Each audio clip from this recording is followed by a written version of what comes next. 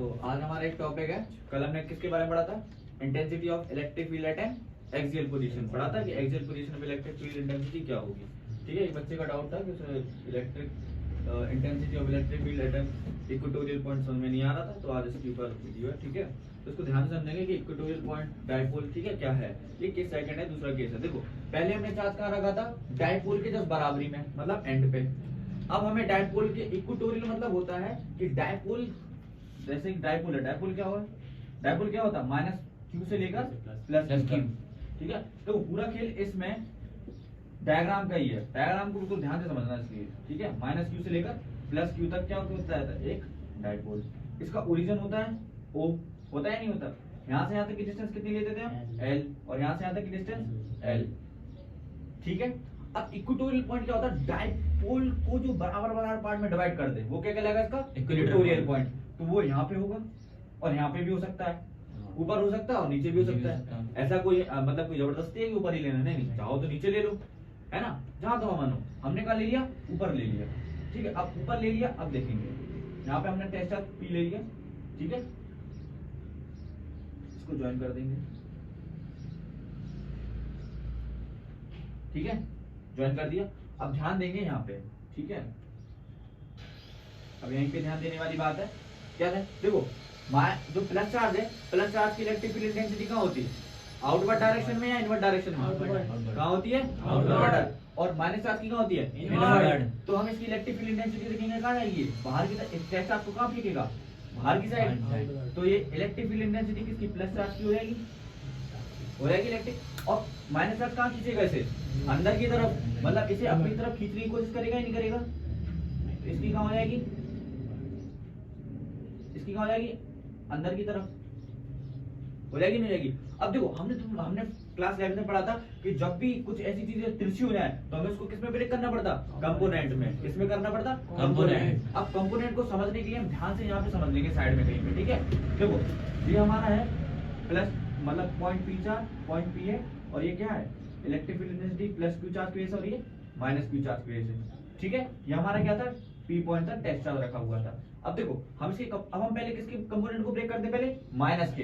किसके करते? माइनस के। तो माइनस के कंपोनेंट को ब्रेक करेंगे तो क्या कैसा ब्रेक होगा? ऐसा होगा, होगा या नहीं होगा? रिजल्टेंट हमेशा बीच में आने चाहिए, ये याद रखना। क्या?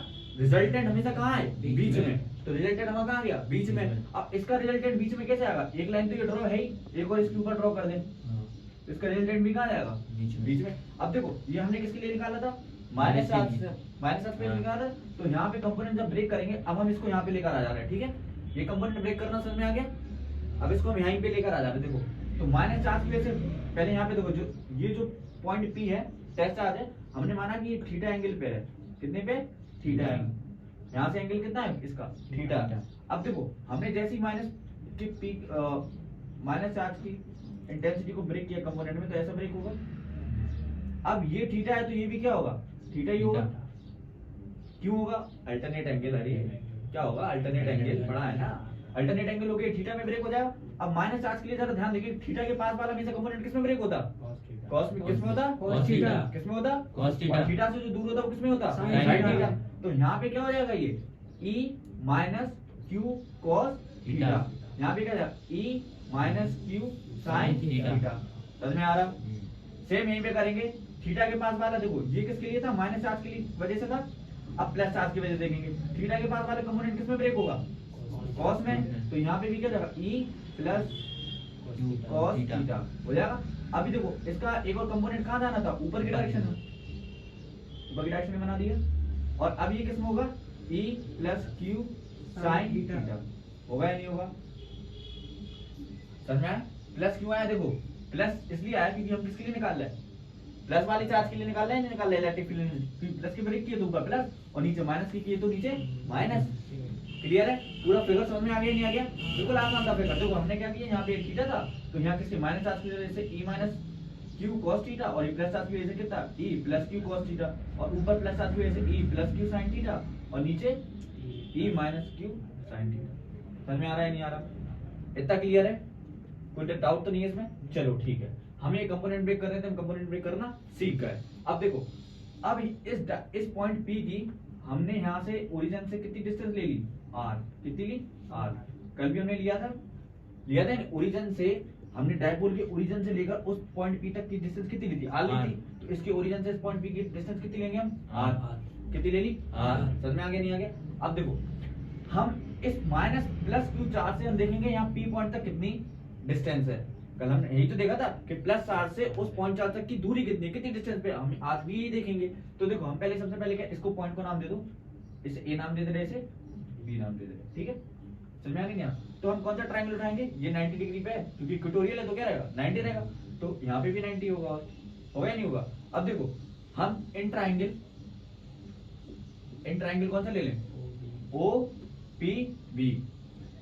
OPB ले लें। इसमें क्या लगेगी, पाइथागोरस थ्योरम, क्योंकि हमें क्या निकालनी है, बीपी निकालनी है, नहीं है, तो बाय पाइथागोरस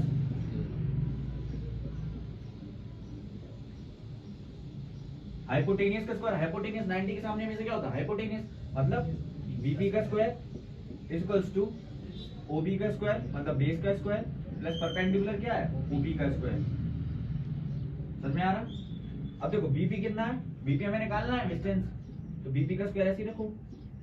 ओबी कितना है, एल है या नहीं है, एल स्क्वायर प्लस ओबी कितना है, ओ से लेके पी तक आर है या नहीं है, आर है, हमने बताया था रेडियस होगी। ओरिजिन से पी पॉइंट तक की डिस्टेंस कितनी है, आर, तो कितना हो जाएगा आर स्क्वायर। तो हम बीपी की अगर वैल्यू निकालें तो क्या जाएगा, अंडर रूट में are square plus L square, यही होगा या नहीं होगा। सेम चीज इस बार जो चीज इस ट्रायंगल में हुई है वही चीज इस ट्रायंगल में भी होगी। क्लियर है नहीं है, होगी या नहीं होगी। तो क्योंकि तुम यहाँ पे भी पाइथागोरस थ्योरम लगाओगे तो यहाँ पे भी क्या होगा, एपी का स्क्वायर बराबर क्या हो जाएगा, ओए का स्क्वायर प्लस ओबी का स्क्वायर। एल वही डिस्टेंस है, आर वही डिस्टेंस है, फिर से वही आ जाएगा। तो हम कह सकते हैं कि बीपी किसकी इक्वल होगा, एपी के, और नहीं होगा तो दोनों क्या हो जाएंगे under root are square plus L square. समझ में आ रहा है नहीं आ रहा, समझ में आया कैसे हुआ। देखो इसमें भी पाइथागोरस थ्योरम लगाओगे, ये डिस्टेंस पूरी आर है, ये पूरी एल है, तो ये तो क्या हो जाएगी, हाइपोटेनस हो जाएगी। फिर से r square plus L square करोगे और फिर इस पे अंडर रूट चढ़ा दोगे तो वही का वही आ जाएगा। क्लियर है नहीं है। तो तुम्हें पता चल गया कि प्लस 4 से लेकर कितनी डिस्टेंस है इसकी, under root are square plus L square, और माइनस 4 से इसकी कितनी डिस्टेंस है, under root are square plus L square, R square plus L square, R square plus L square. समझ में आ गया नहीं आ गया, क्लियर है। अब हमें क्या निकालनी है, इलेक्ट्रिक फील्ड इंटेंसिटी निकालनी है, बस प्लस चार्ज की वजह से और माइनस चार्ज की वजह से। तो हम क्या देखेंगे पहले, देखो सबसे पहले एक बात समझना। देखो अब पहले हम कंपोनेंट पे थोड़ा ध्यान देते हैं इस पे। देखो अगर मान के चलो ये हमारा पॉइंट पी चार्ज है, ठीक है, ये पूरा क्या इलेक्ट्रिक डाइपोल है और ये पॉइंट पी है। अगर देखो कोई दो पावर इसको ऊपर नीचे खींचे और दो इस साइड खींचे तो ये कहाँ भागेगा, इस साइड भाग जाएगा। क्यों, क्योंकि यहाँ के कंपोनेंट तो बराबर है और ये तो उसको न्यूट्रल कर दिया, क्योंकि ना इधर भाग रहा ना इधर भाग पा रहा। लेकिन दो पावर है जो उसको इसी साइड खींच रही, तो ये कहाँ भागने लगेगा, इस डायरेक्शन में नहीं भागने लगेगा, भागेगा। तो मतलब ये चार्ज कहाँ भागेगा, इस डायरेक्शन में, क्योंकि इन दोनों ने एक दूसरे को क्या कर दिया, कैंसिल आउट। जो साइन थीटा के कंपोनेंट है वो क्या हो जाएंगे, कैंसिल आउट हो जाएंगे। लेकिन कॉस थीटा के तो दोनों की डायरेक्शन में, तो कहाँ भागेंगे, इस साइड भागने लगेगा। चलो कितना समझ में आ गया होगा। तो हम लिखेंगे electric field intensity at point P due to cos theta because sin theta component cancel to each other। समझ में आ गया। साइन थीटा वाले क्या कर देंगे, दूसरे को कैंसिल कर देंगे। अब इलेक्ट्रिक फील्ड इंटेंसिटी सब किसकी वजह से होगी, cos थीटा वाले कंपोनेंट की वजह से। समझ में आ रहा। दोनों देखो दोनों की डायरेक्शन कैसी है, एक ही डायरेक्शन में, तो प्लस होगी या माइनस होगी, क्या होगी, प्लस होगी, क्योंकि दोनों कैसी हैं, एक ही डायरेक्शन में। तो यहाँ पे क्या हो जाएगा, E equals to E plus charge की वजह से E plus q cos theta plus E minus q cos theta, यही होगा या नहीं होगा। अब देखो क्या होगा, जो इलेक्ट्रिक फील्ड है प्लस चार्ज की वजह से और जो है माइनस चार्ज की वजह से, दोनों क्या होंगी, कैसी होंगी, इक्वल। हम इसको E बना दे रहे हैं और दोनों कितना लिखेंगे इक्वल कैसे होगी, दोनों इक्वल मैग्नीट्यूड में कैसे, क्योंकि दोनों से डिस्टेंस कैसी है, बराबर ही पे तो दोनों बराबर लगाएंगे। कल डिस्टेंस अलग अलग थी, ठीक है नहीं थी, प्लस चार्ज में से कम डिस्टेंस थी तो ज्यादा लग रहा था, माइनस चार्ज में से डिस्टेंस ज्यादा थी तो कम लग रहा था। अब यहाँ से तो डिस्टेंस दोनों की बराबर ही है ना, तो दोनों फील्ड कैसी लगाएंगे, बराबर ही तो लगाएंगे। तो प्लस चार्ज की वजह से इलेक्ट्रिक फील्ड और माइनस चार्ज की वजह से इलेक्ट्रिक फील्ड दोनों कैसी होंगी, इक्वल ही तो होंगी होंगी। तो हम यहाँ पे रख देंगे। अब यहाँ पे क्या लिखते हैं, equal to E cos theta, यहाँ पे ई नेट कर देना क्योंकि टोटल निकाल लें, ई नेट ई cos थीटा प्लस ई cos थीटा, तो कितना हो जाएगा प्लस करने पे 2 ई cos थीटा हो जाएगा, पता है ना ये तो प्लस कर दोगे, ई cos थीटा प्लस ई cos थीटा 2 ई cos थीटा। चलो हम यहाँ पे साइड में देख लेंगे। देखो अब यहाँ पे क्या होगा, 2 ई cos थीटा हो गया हमारा ई नेट। देखो अब ई इक्वल्स टू क्या करेंगे, ई का फॉर्मूला क्या होता है इलेक्ट्रिक फील्ड का, 1/4 pi epsilon not q upon are square, क्या आर स्क्वायर। अब हमने रेडियस तो ली नहीं है अभी तक, नहीं लिए नहीं, रेडियस कितनी है, मतलब डिस्टेंस कितनी दोनों की इक्वल है नहीं है, तो क्या हो जाएगा अंडर रूट में are square plus L square का होल स्क्वायर, और यहाँ पे cos थीटा। समझ में आ रहा नहीं आ रहा। अब अंडर रूट हट जाएगा होल स्क्वायर की वजह से, कैंसिल हो जाएगा नहीं होगा, इक्वल टू क्या हो जाएगा 2 × 1/4 पाई एप्सिलॉन नॉट, यहाँ क्या हो जाएगा q cos theta upon are square plus L square.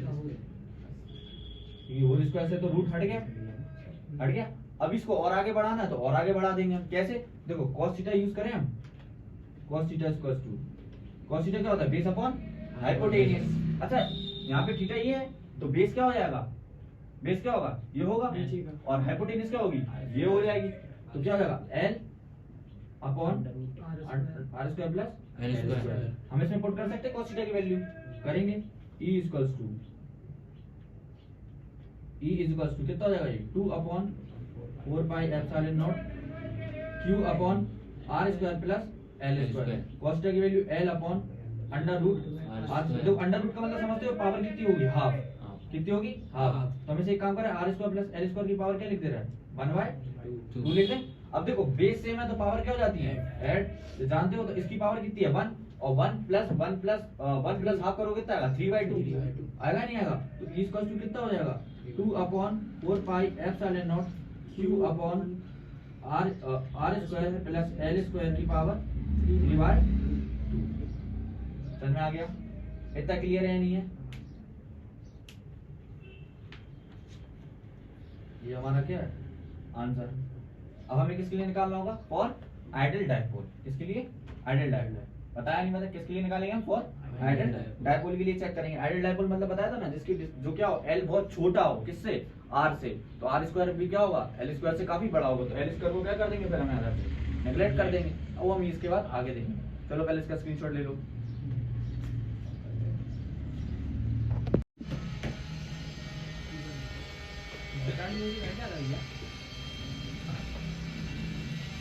ठीक है, ये नोट कर लिया होगा, ठीक है नोट हो गया ना। अब देखो अब हम क्या देखेंगे, यहाँ ध्यान से देखना, हमने तुम्हें कल इलेक्ट्रिक डायपोल मूवमेंट का फॉर्मूला बताया था। क्या होता है इलेक्ट्रिक डायपोल मूवमेंट का फॉर्मूला, Q × 2L। क्या होता है Q × 2L। तो यहाँ पे तुम्हें Q भी दिख रहा होगा और 2L भी दिख रहा होगा, दोनों चीज दिख रही है। चलो कर लेते हैं फिर। E इक्वल्स टू, देखो Q × 2L क्या होता है इलेक्ट्रिक डायपोल मूवमेंट, तो क्या हो जाएगा 1/4 पाई एप्सिलॉन नॉट, क्या हो जाएगा Q × 2L P हो जाएगा, और अपॉन में क्या हो जाएगा R square plus L square की पावर 3/2 हो जाएगा नहीं हो जाएगा। अब देखो हमने बताया था कि for ideal dipole, ideal dipole मतलब जो जिसकी जो क्या हो रेडियस से काफी ज्यादा छोटा हो, और जब आर एल से काफी बड़ा है तो आर स्क्वायर तो ऑब्वियसली बड़ा ही होगा ना।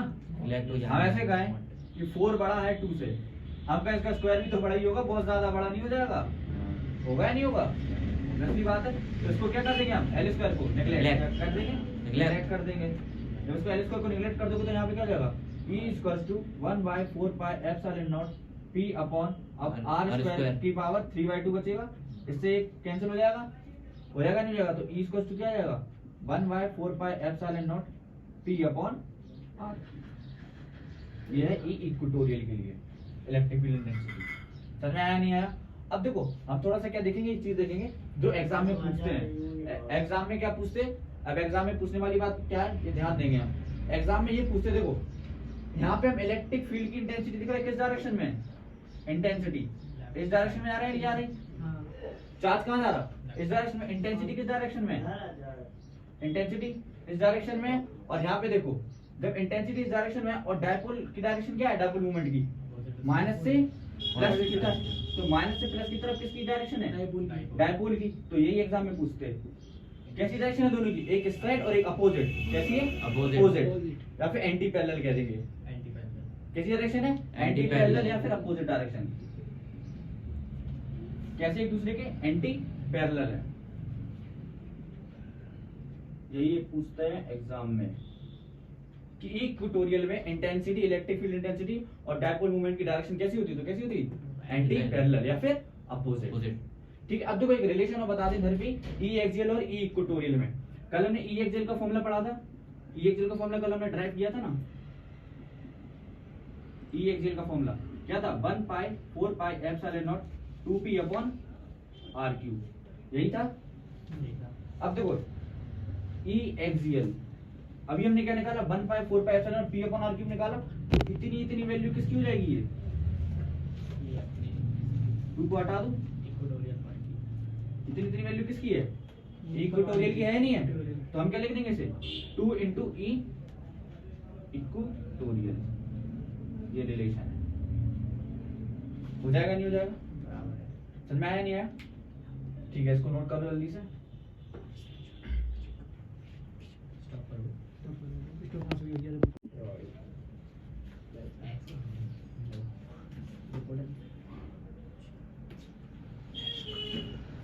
आई होप आपको ये सब चीजें समझ में आई होगी। ठीक है, electric field eight axial position, electric field at equatorial position. देखो जैसे कि इलेक्ट्रिक फील्ड एट एक्सियल और इक्वेटोरियल पे होती है, मतलब एक जहाँ पे एंड हो रहा वहां पे और यहाँ पे डायपोल के इक्वेटोरियल पोजीशन पे, उसी तरीके से electric field eight general point भी होता है। जनरल पॉइंट मतलब कहीं पे भी हो, मान के चलो इधर हो इधर हो इधर हो, कहीं पे भी हो, वो क्या कहलाता है हमारा general point, electric field eight general point. उस सिलेबस में नहीं है, ठीक है, सिलेबस में है नहीं इसलिए हम करा नहीं रहे हैं। हाँ, लेकिन अगर आप लोगों को जानना हो कि क्या है कैसे निकालते हैं तो आप कमेंट सेक्शन में जरूर बताइएगा, हम उसकी भी करा देंगे। उसकी इलेक्ट्रिक फील्ड का फॉर्मूला आता है kp upon r cube under root में 3 cos स्क्वायर थीटा प्लस 1, ये उसका फॉर्मूला है एट जनरल पॉइंट के लिए इलेक्ट्रिक फील्ड। वो जब सिलेबस में है नहीं है, हाँ, लेकिन आप लोगों को करना है तो हम बता देंगे, तो आप कमेंट सेक्शन में बता देना। अब हमें क्या पढ़ना है, टॉर्क पढ़ना है बस। टॉर्क और रह गया तो टॉर्क और खत्म कर देंगे तो क्या हो जाएगा, chapter electric field and charge finish हो जाएगा। ठीक है।